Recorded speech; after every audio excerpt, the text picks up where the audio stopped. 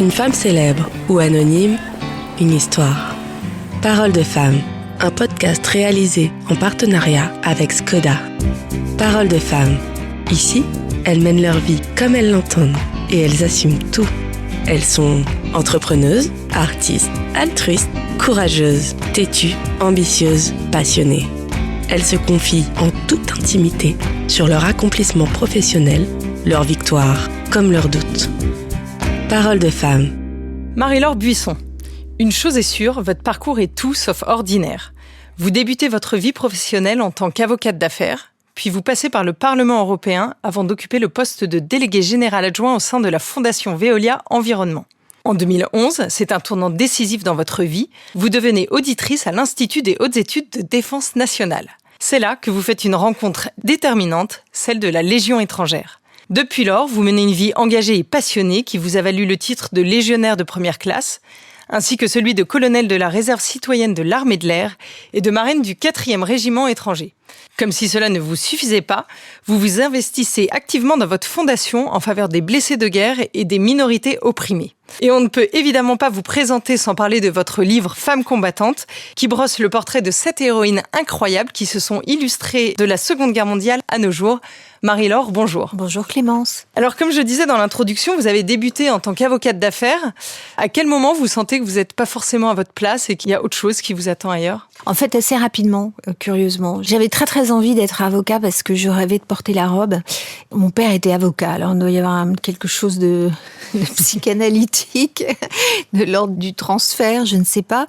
Mais oui, je voulais être avocat, je trouvais que c'était un beau métier. Et puis, assez vite, je me suis dit que dans le fond, c'était pas forcément fait pour moi. Et à l'époque, en tout cas, j'ai pas vraiment adoré l'ambiance qui régnait dans les... Qu'est-ce qui vous déplaisait ? J'ai trouvé que, vous savez, aujourd'hui, on parle beaucoup de sororité. Alors peut-être n'ai-je pas eu de chance, mais je suis tombée dans des milieux où c'était pas forcément formidable.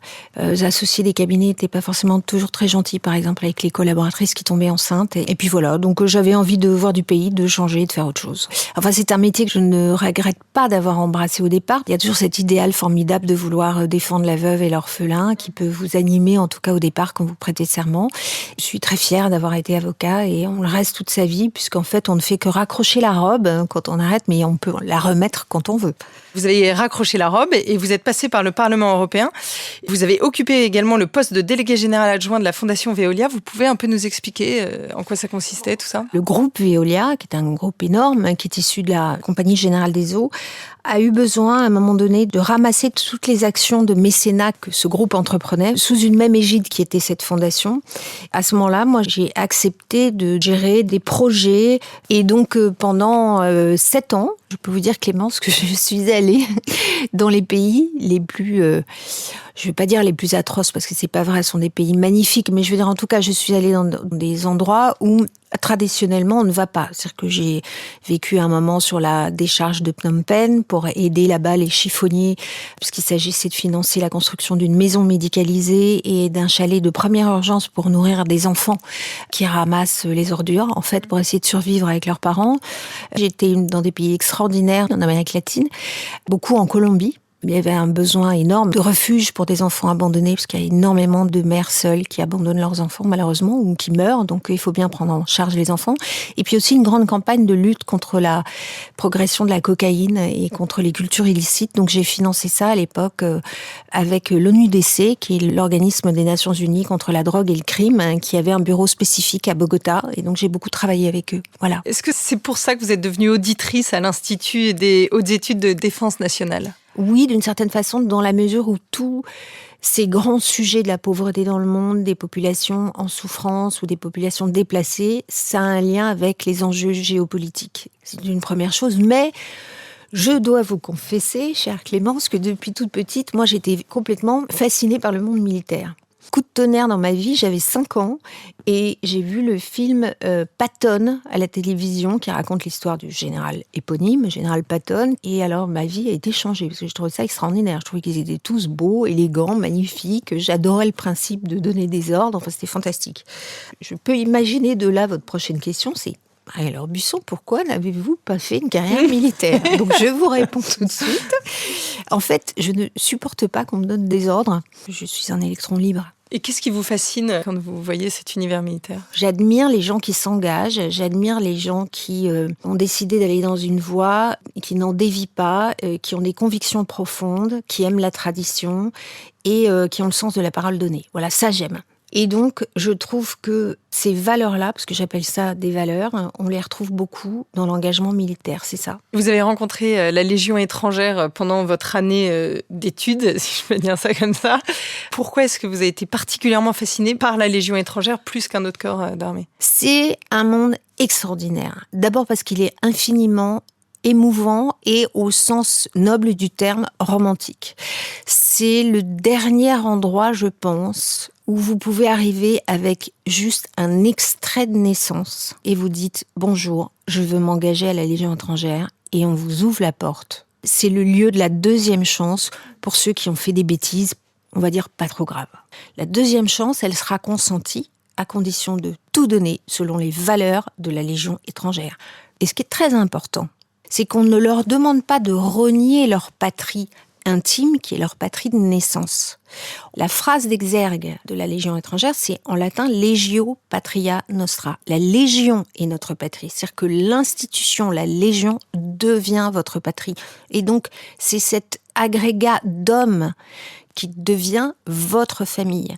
Et ceci, que vous soyez originaire d'Afrique, d'Asie, d'où que ce soit. Là, vous avez 150 nationalités, avec des cultures différentes, des langues différentes, des façons de se comporter différentes, et ça marche. Tout ça crée un esprit de corps extrêmement puissant qui fait que le Sénégalais qui ne connaissait pas le Tibétain, qui ne connaissait pas le Malgache, qui ne connaissait pas l'Espagnol, et qui se retrouve dans une même chambrée, au bout de 5 semaines d'entraînement dans les fermes agricoles de la Légion étrangère, sans portable, sans télévision, sans rien, tous soudés les uns avec les autres, et bien au bout de ces 5 semaines, ils sont des frères d'armes et ils seront prêts à aller au combat et à faire n'importe quoi pour sauver leurs frères. Et ça, c'est très très beau. Ça m'émeut infiniment. Pour moi, ces hommes-là sont des aristocrates. Tous ont un sens de l'honneur, de la parole donnée qui est absolument incroyable et ils viennent souvent de milieux cabossés et ils ont eu des vies un peu particulières comme on le sait avant, mais pour moi ce sont des aristocrates, ce sont des types d'une élégance incroyable, toujours une droiture et un respect de la parole donnée qui m'émeut beaucoup.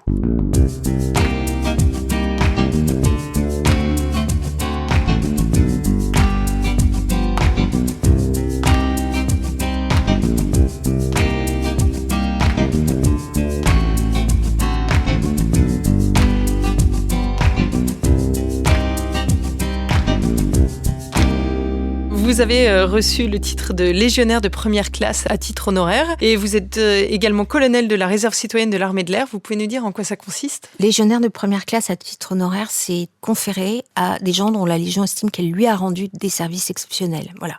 Donc, vous pouvez nous parler de... Non. Mais voilà, moi j'étais très émue donc d'avoir été faite légionnaire de première classe parce que c'est inouï quoi. Ça n'a rien à voir avec la Légion d'honneur qui est déjà rare, mais enfin ça c'est rarissime. Donc voilà. Et sinon, colonel de la réserve citoyenne, à l'issue de ma formation à l'Institut des hautes études pour la défense nationale, j'ai été contactée par l'armée de l'air qui m'a demandé si j'acceptais de devenir réserviste, c'est-à-dire d'être là en soutien s'ils avaient besoin de moi. Et bien sûr, j'ai accepté. Ça a fait de moi une colonelle de réserve. Mais comme vous le dites, je ne suis pas donc une militaire d'active et je ne suis que réserviste. C'est-à-dire que j'interviens que si le chef d'état-major de l'armée de l'air ou ses adjoints ont besoin de moi. Consécration ultime en 2019, vous devenez marraine du 4e régiment de la Légion étrangère. Vous me disiez que le premier titre était rarissime, mais celui-là, il est encore plus, parce que c'est que la deuxième fois de l'histoire de la Légion que ce titre est donné. Oui. Comment est-ce que vous avez reçu ce titre ? Comme un choc. Clémence, comme un choc. Incroyable. La première fois, c'était en effet une femme exceptionnelle qui s'appelait Leila Gondokov, donc qui était une princesse circassienne du Caucase, qui avait fui son pays au moment de la révolution soviétique, comme beaucoup de gens, et puis qui était arrivée en France. Et elle a énormément aidé les légionnaires. Comme elle avait de l'argent à sa disposition, elle a acheté des ambulances, elle s'est occupée d'eux, elle a monté un escadron d'infirmières, si je puis dire, pour les aider. Et de ce fait, ils ont été très émus par le dévouement qu'elle a montré à leur égard. Et donc, ils lui ont demandé de devenir leur marraine. Elle est devenue la première marraine, d'ailleurs on l'a appelée pendant des années la marraine d'un régiment de Légion. Voilà. Et quant à moi, j'ai été en 2019 fait, donc marraine du 4e régiment étranger. C'est là où on forme les légionnaires, à Castelnaudary. Ça faisait quelques années que je m'occupais des légionnaires là-bas et aussi des anciens légionnaires qui se retrouvent pour certains d'entre eux dans le dénuement et un peu dans la solitude. Et donc ils m'ont demandé au bout d'un moment si j'accepterais d'être leur marraine et j'étais bouleversée. J'ai évidemment dit oui. Voilà. C'est une démarche d'affect, d'implication, de temps donné. Et c'est beaucoup, beaucoup de temps, mais c'est beaucoup, beaucoup de joie. Et surtout une grande fierté pour moi, parce que j'ai une admiration sans borne pour ces hommes qui sont incroyables. Incroyables. Et je crois que vous acceptez pas de dîner le samedi soir pour rester... Alors c'est exact. Depuis que je suis devenue marraine, en fait, ma vie a changé, parce que le samedi soir, je n'accepte en effet plus de dîner. Pourquoi ? Alors, je vais vous expliquer, Clémence, parce que le samedi soir, c'est de temps en temps le soir du coup de blues du légionnaire. Mes légionnaires à moi, ceux du 4e régiment étranger, de temps en temps, quand ils ont un coup de blues, ils m'écrivent ou ils ont besoin de parler. Et donc, je suis là pour leur parler. Et je fais en sorte de dégager du temps parce que je tiens à être à leur côté. En parallèle, vous avez créé une fondation qui porte votre nom. Est-ce que vous pouvez nous en dire un peu plus dessus, en quoi ça consiste et puis pourquoi vous êtes lancé dans une énième mission ? En fait, ça faisait plusieurs années que je m'occupais de la solidarité, c'est un terme un peu vague, au sein de la Légion et des armées en règle générale. Et donc, à chaque fois que telle ou telle association de soutien d'un régiment cherchait de l'argent pour aider une amicale, aider des blessés, trouver de l'argent pour construire une infirmerie, des choses comme ça, et c'est vrai qu'on faisait appel à moi souvent. Je recevais un certain nombre de demandes et je me suis dit, autant mutualiser tout ça et rendre tout ça un peu cartésien et mettre les choses en forme au sein d'une fondation que je vais abonder avec des fonds propres, enfin des fonds qui m'appartiennent, mais ma fondation peut également recevoir des dons et j'ai voulu qu'elle soit abritée sous égide de la Fondation de France parce que au moins c'est carré, c'est clair, c'est net. La Fondation de France, c'est l'État et donc tout ça est géré en parfaite transparence par l'État et avec la rétrocession fiscale pour tous les gens qui acceptent de faire des dons, bien sûr, qui leur est consenti. Voilà.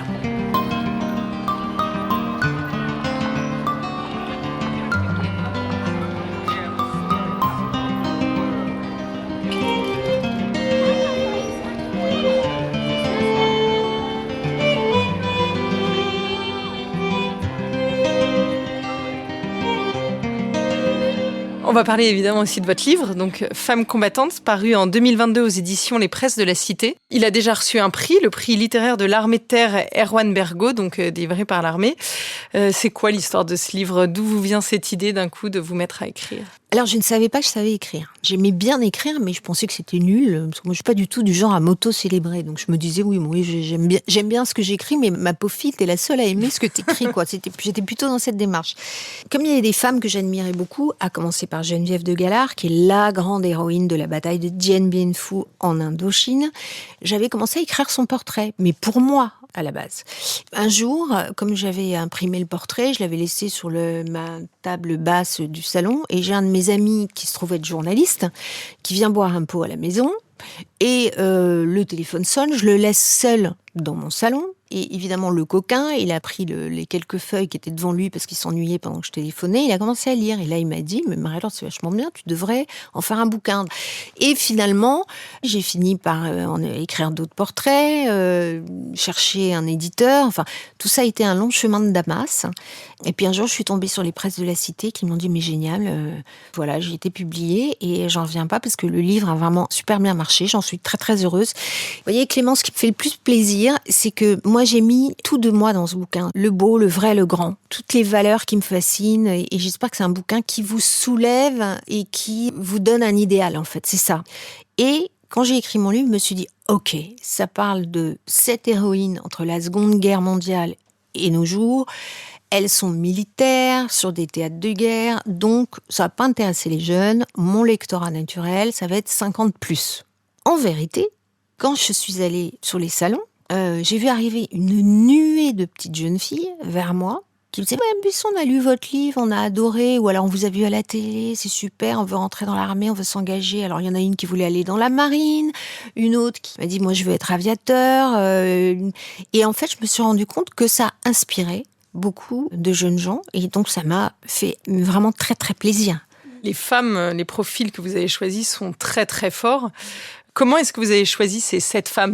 D'abord, moi, j'ai une passion personnelle pour la Seconde Guerre mondiale. Donc, j'ai décidé de commencer à la période moderne, donc Seconde Guerre mondiale, jusqu'à nos jours. Alors, comment je les ai choisies ? En fait, l'idée que j'avais, c'était de faire un peu comme un tableau impressionniste, avec des petites touches de couleurs, avec des personnalités différentes, et me dire que mon livre, dans le fond, ça va être un tableau impressionniste. Et si on prend un peu de recul, on va voir, avec toutes ces petites taches de couleurs et toutes ces histoires différentes, le visage et le portrait d'une seule et même femme qui a les mêmes caractéristiques de courage, d'engagement, de beauté de l'âme, dans le fond, mais avec aussi ce qu'elle est, c'est-à-dire ses fragilités. Mes héroïnes ne sont pas des Robocop à l'américaine avec des armures en titane et des choses comme ça, et non, pas du tout. Elles sont infiniment humaines et je pense que c'est ce qui a touché le lecteur, c'est qu'on se reconnaît en elles. Toutes ces femmes, les 7, elles s'oublient totalement pour la cause. Il y a une forme de gratuité dont vous parlez à la fin de votre livre. C'est ça qui me touche beaucoup dans l'engagement féminin, qui est peut-être justement une spécificité féminine. C'est la gratuité absolue de l'engagement. Alors attention, encore une fois, je ne dis pas que les hommes ne sont pas capables d'engagement gratuit. C'est pas ça ce que je veux dire. Mais chez la femme, il y a quelque chose qui vient des tripes, qui est un peu sacrificiel. En tout cas, c'est ce que j'ai ressenti dans mes héroïnes. Elles vont jusqu'au bout de ce qu'elles peuvent faire pour sauver les leurs, pour défendre la cause, et vraiment comme des tigresses, quoi, pour défendre la famille. Ça, c'est la première chose, donc le côté sacrificiel de leur engagement, mais également, et ça c'est très important, c'est qu'à aucun moment, aucune de ces femmes n'a demandé la moindre rétribution pour les actes héroïques qu'elles ont montrés. Quand vous entendez parler du sexe faible, du coup, ça vous évoque quoi après Ça me fait rire. Ah, moi, j'ai pas de problème. Si on m'appelle le sexe faible, c'est qu'on me voit pas venir. Donc, à la limite, c'est bien. Vaut mieux être sous-estimé. Je suis pas très sensible à ce genre de... C'est évidemment une bêtise de dire le sexe faible, ça n'a pas de sens. Votre livre, c'est un hommage à ces femmes restées anonymes alors qu'elles ont fait véritablement le don de soi, ou c'est le symbole de votre engagement féministe ? C'est votre féminisme à vous ? Bien sûr que je suis féministe, mais je suis pas féministe au sens de la proclamation politique. Ça me dérange. Le féminisme n'est pas une proclamation politique, en tout cas pas pour moi. Je vais vous dire une chose, Clémence. Vous savez, un jour j'ai un ami qui m'a dit quelque chose de très vrai. Il n'y a pas d'amour et des preuves d'amour. Eh ben, je pense qu'il n'y a pas de féminisme, il n'y a que des preuves de féminisme. Et les preuves de féminisme, à mes yeux, c'est pas de crier fort et d'envoyer 3 tweets. Je pense que mes héroïnes à moi, elles sont infiniment plus féministes que beaucoup de femmes. Et pourquoi ? Parce qu'elles ont montré, par l'exemple, ce dont elles étaient capables, et elles ont porté haut la féminité et le génie féminin, dans le fond, par leurs actions. Voilà. Dans la préface de votre livre, vous vous offusquez de voir les personnages de Zorro et James Bond féminisés. Oui, ça m'énerve. Pourquoi ? Je trouve ça ridicule. Parce que je pense qu'il y a suffisamment de personnages de femmes admirables, avec des histoires dingues à raconter, pour ne pas avoir besoin de faire une Zorrotte. Mais pourquoi ? James Bond, il a été créé comme un personnage masculin, qui a son Walter PKK, là, son revolver spécial, qui boit, qui joue. Très bien, c'est le personnage.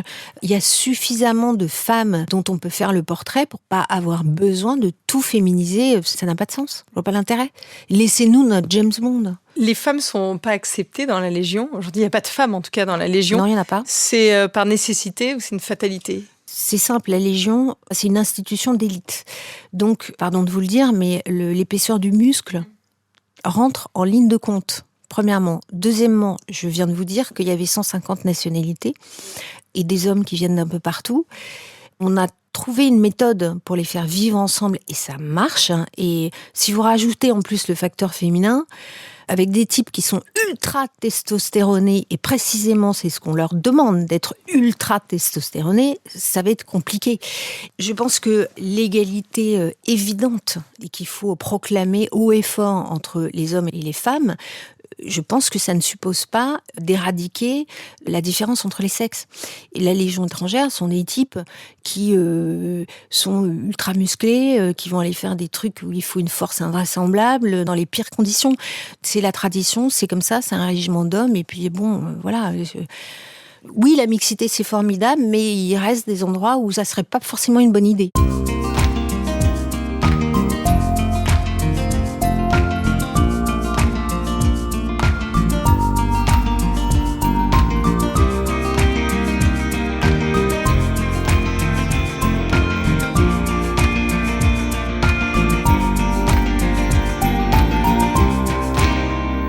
Une question un peu plus personnelle. Est-ce que votre engagement, votre vision de tout ce dont on a parlé là a évolué le jour où vous êtes devenue mère ? Est-ce que ça a changé la perception des choses ? Alors, non, pas le jour où je suis devenue mère, mais en revanche, le jour où mon livre a été publié, je me suis dit, je suis heureuse que plus tard, mes fils puissent lire mon livre, heureuse qu'ils lisent des beaux portraits de femmes exceptionnelles. Et ça leur donnera des exemples vertueux, fascinants, des plus belles au sens admirable moralement, des plus belles femmes qu'ils puissent rencontrer. Et ça, oui, ça a été important pour moi. Quel est pour vous le moment le plus fort dans tout votre parcours ? Quand j'ai été faite marraine du 4e régiment étranger, sur la place d'Armes, en présence du chef d'état-major des armées, le général Burkhardt.